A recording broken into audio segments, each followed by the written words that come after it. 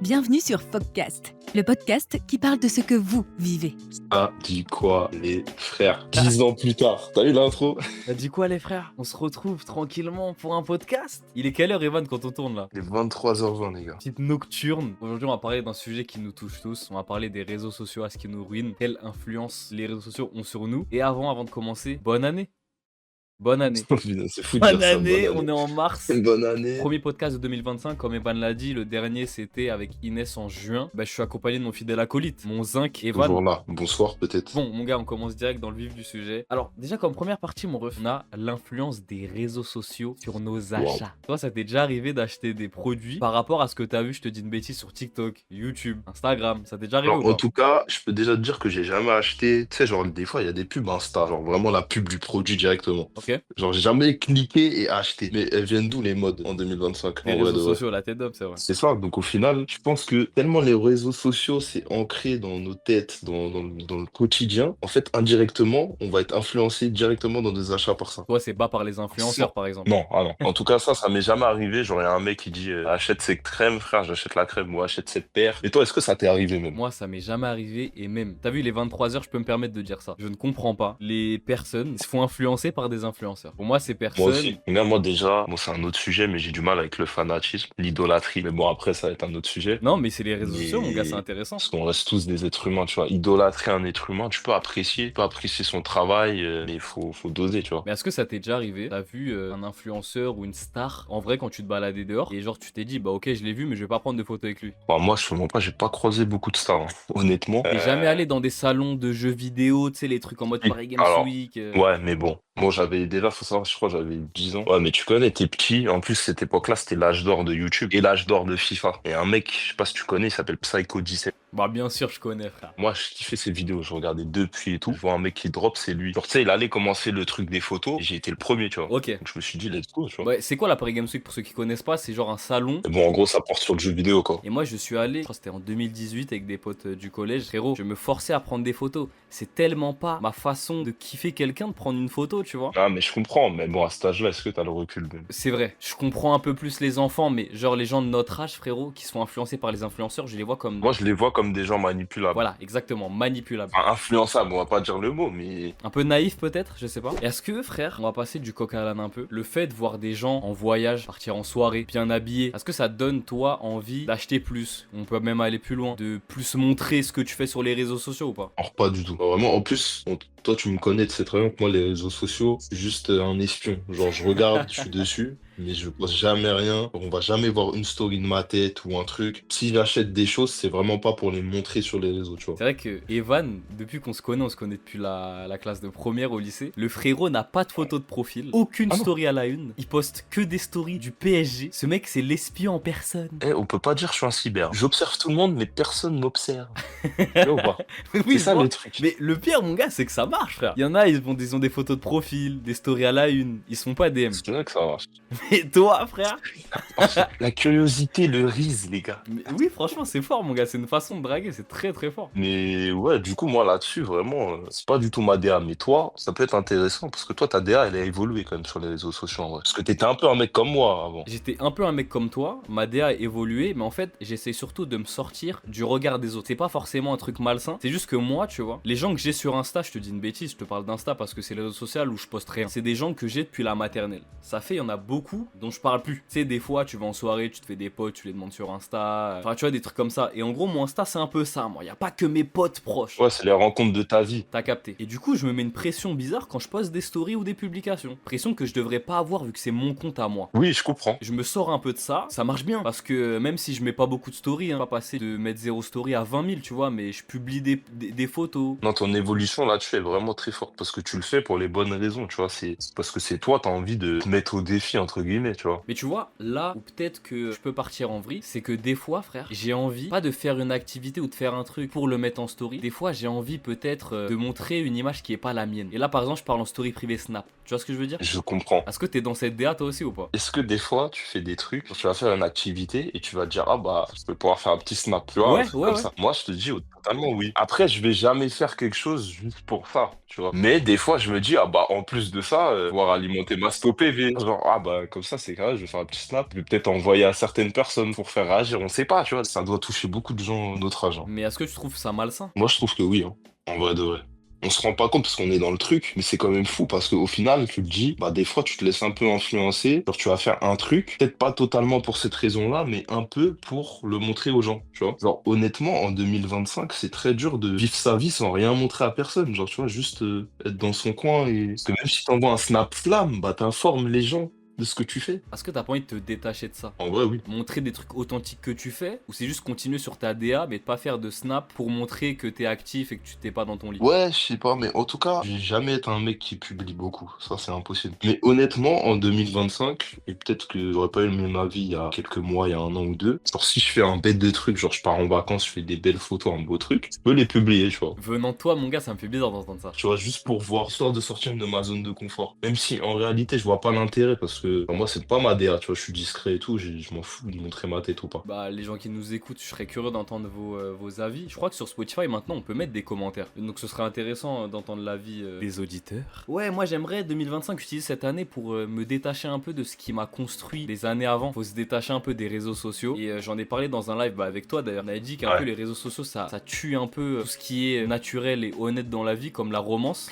Ça, c'est un autre sujet, on en reparlera dans un autre podcast. Non, on en reparlera, mais déjà, on peut affirmer un truc, c'est qu'en 2025, une romance, ça doit obligatoirement passer par les réseaux sociaux. Parce que même si t'as rencontré la personne en vrai, tu vas discuter sur quoi? Sur Snap, sur Instagram, Mais tu vois? mon gars, imagine t'as une meuf. Est-ce que toi, tu l'afficherais sur les réseaux? Non. Je te parle pas de mettre une photo bien d'elle. Non, non, rien du tout. Moi, de toute façon, j'ai un proverbe, comme a dit un grand philosophe, relation discrète, relation parfaite. Vivons cachés, on aura moins de problèmes. Moi, si je suis en couple, je vais pas l'annoncer à toute la terre. Les gens qui le sauront, c'est parce que, entre guillemets, ils ont pas le choix de le savoir parce qu'ils sont en lien, tu vois. Mais genre, moi, vraiment, c'est la dernière des choses à faire pour moi. En fait, il y en a, ils vont te dire, ouais, bah, ça montre que t'es fier de ta meuf, de ton couple et tout. Un couple, c'est deux personnes. Genre, pourquoi, c'est pas qu'on s'en fout que tu sois en couple, mais bon, tranquille. Et toi, tu pourrais le faire, toi? Bah en fait, dans d'autres relations, frère, je me suis déjà fait remonter par rapport à ça parce que on est pareil, on est cousins finalement. Moi, mon gars, je poste jamais de story. Quand j'ai eu une meuf ou quand j'ai flirté avec quelqu'un, ça voulait que je la mette en story. Mais en mode pour montrer un peu, regarde, ça y est, frère, t'es plus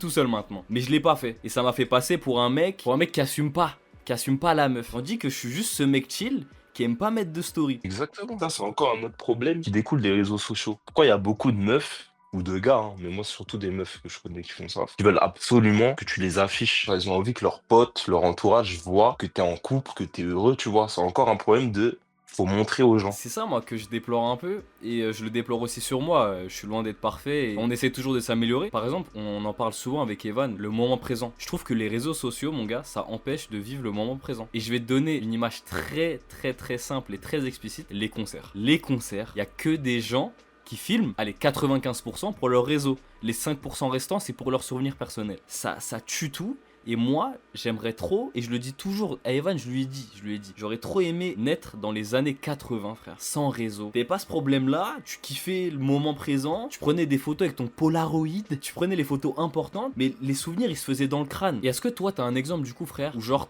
t'as peut-être trop mis ton téléphone en avant et t'as pas assez profité du moment présent? Gars, j'ai trop d'exemples, en vrai de vrai. Mais je peux prendre un exemple récent, hein. Quand je vais au stade, en ce moment, j'ai pas mal. Je vais au Parc des Princes et tout. J'ai le bigot dans la main. Genre, les joueurs, ils passent juste en dessous de moi, je vais dégainer, tu vois. Il faut que je snap. Imagine, il y a but. Genre, imagine, je snap le but en direct. Tu vois, des trucs, ça te sort un peu du moment présent. Ça fait qu'au final, tu profites pas à 100% du truc, tu vois. Et c'est vachement dommage. Et surtout que si tu prends un peu de recul, pourquoi tu vas payer une place pour regarder, entre guillemets, une partie du match à travers ton téléphone? Genre, autant rester chez toi, regarder Beansport, tu vois ce que je veux dire. Et en plus, le constat que je fais, quand tu fais des snaps, enfin nous personnellement, moi quand on snap, c'est plus pour l'histoire. Alors nous, on va pas forcément poster, c'est juste pour nos memories, histoire de dire que bah voilà, on reverra ça dans un an et tout. Là, des fois, je revois les trucs un an plus tard, je passe les snaps parce que j'ai la flemme, entre guillemets, tu vois ce que je veux dire. Ouais, des fois, et je sais pas si ça te l'a déjà fait, mais des fois, j'ai revu des memories que tu m'envoyais ou que je t'envoyais, et je me dis, mais mince, on a fait ça, nous? On a vécu ce moment vraiment, parce qu'en fait, c'était tellement à travers un téléphone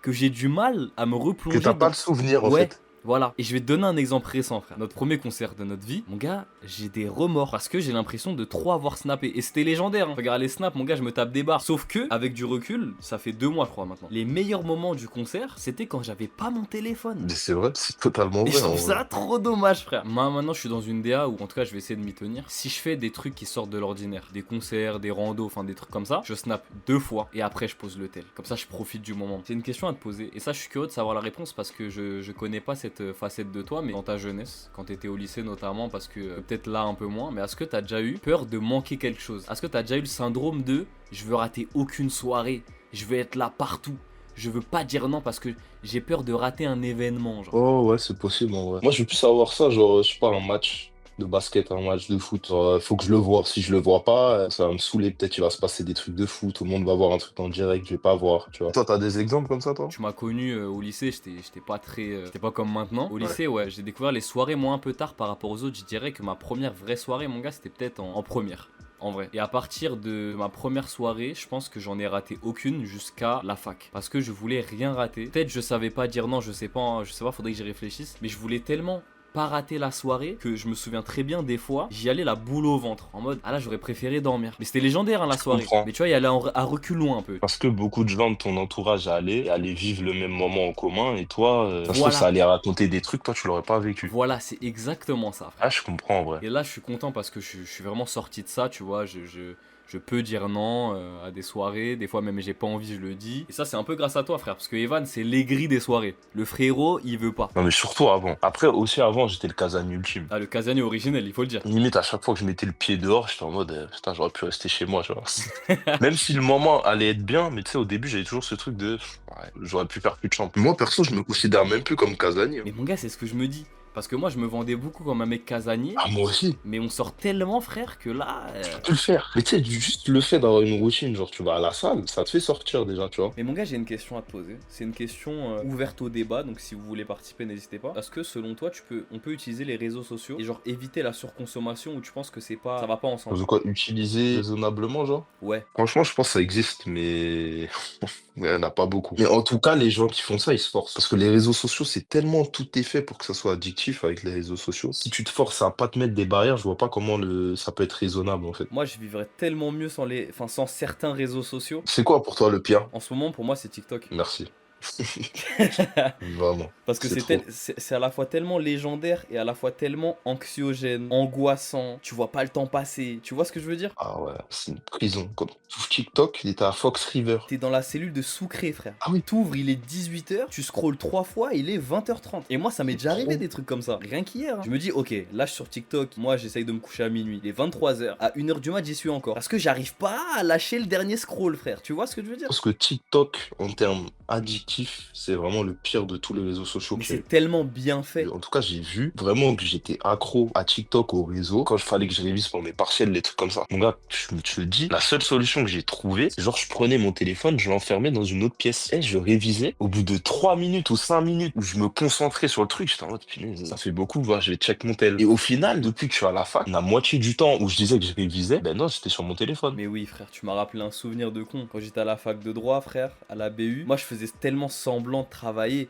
J'essayais de toute mon âme, hein, de tout mon cœur, mais j'étais tellement sur mon tel. Tu vois ce que je veux dire? Je sais pas si ça rentre dans le sujet du podcast, mais moi je suis accro, et je le dis aujourd'hui, accro à mon téléphone. Et ça me brûle le cerveau, frère. En plus, regarde, je vais te dire un autre truc, frère. Et Evan, c'est pas à cause de lui, parce que ce serait hypocrite de dire ça, mais le mode ne pas déranger. Ah si, c'est à cause de moi. Mon gars, le mode ne pas déranger, c'est pas si bien que ça. Parce que vu que t'as pas les notifs, tu vas sur ton tel pour voir les notifs. Oui, je suis d'accord. Tu vois ce que je Je veux suis dire? d'accord. Le nombre de fois où j'appuie sur, tu sais, ne pas déranger pour voir les notifs. Donc maintenant, je réapprends à enlever le mode ne pas déranger. Parce que finalement, je me suis rendu compte d'un truc. Quand je suis en ne pas déranger, je suis plus sur mon téléphone que quand je suis en dérangé, entre guillemets. Moi, je suis quelqu'un, et Evan, je sais qu'il est pareil, c'est pour ça qu'on s'entend aussi bien. J'aime pas arrêter petit à petit. J'aime bien me choquer mentalement, ouais, arrêter ouais, d'un ouais. coup. Viens, on se dit vraiment, et de par ce podcast, on assume de le faire. On peut même le faire en vidéo. Viens, frérot, on s'enferme et on n'a pas notre tel, frère. Pendant 4 jours, 2 jours, 3 jours, on Pendant essaye 4 jours, non. de se Un former. week-end déjà.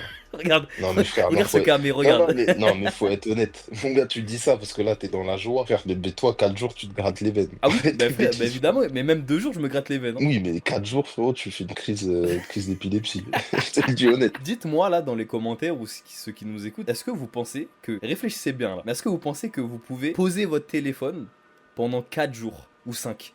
Est-ce que pour vous c'est possible?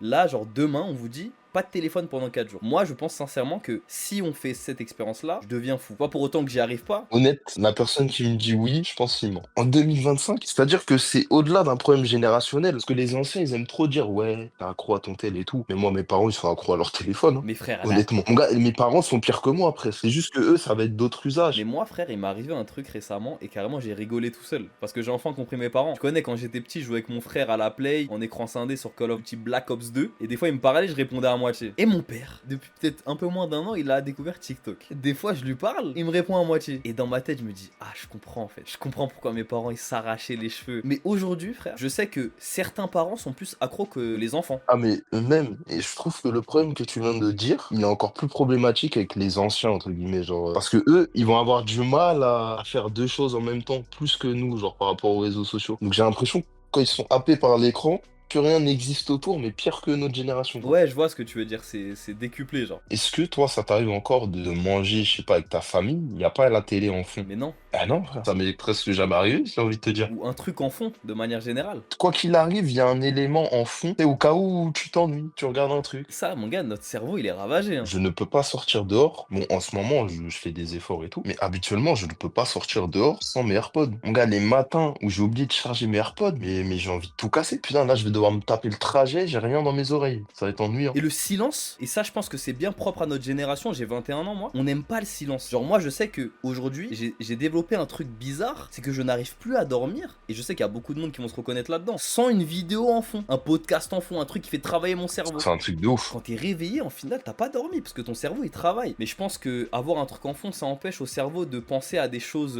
à des choses. Est-ce que mon gars, t'as un dernier conseil à ceux qui ont du mal à résister aux tentations en ligne, on va dire? À moi, le seul conseil que je peux donner, c'est sortir de sa zone de confort. Genre se donner des petits défis au quotidien, tu vois. Tu fais un trajet, tu te dis, bah tiens, là sur le retour, j'utilise pas mon tel. Si moi je devrais donner un conseil, et c'est même pas un conseil, c'est genre un souhait, détachez-vous de ça. Vous vivrez beaucoup mieux les choses. C'est pas parce que t'as pas le souvenir sur ton téléphone qu'il est pas vraiment passé. Parle à tes grands-parents, parle à tes ancêtres, crois-moi que eux, ils ont que des souvenirs dans le crâne et pas trop en photo. Mais même quand ils te les racontent, c'est différent. Quand ils ont vraiment vécu le truc et tout, toi, tu vas vouloir raconter un souvenir, tu vas me dire, bah attends, j'ai snap le moment, tu vois. En tout cas, vivez pour vous-même, hein. Facile à dire, En mais vrai. c'est tellement réel. Facile à dire, hein, parce qu'on est tous touchés par ça. Mais Ah oui, bon bah je pense qu'on a fait le tour mon ref. Merci d'avoir écouté cet épisode. merci beaucoup. N'hésitez pas à nous solliciter si vous avez des sujets à laquelle vous voulez qu'on aborde. N'hésitez pas à nous suivre sur Twitch en live. On est beaucoup plus présent sur TikTok et sur YouTube. Je rediffuse les lives sur Twitch, sur TikTok. Je mets des extraits de live mais qui sont pas sur YouTube. Je sais pas si vous avez compris. Bah allez voir, ce sera plus sympa.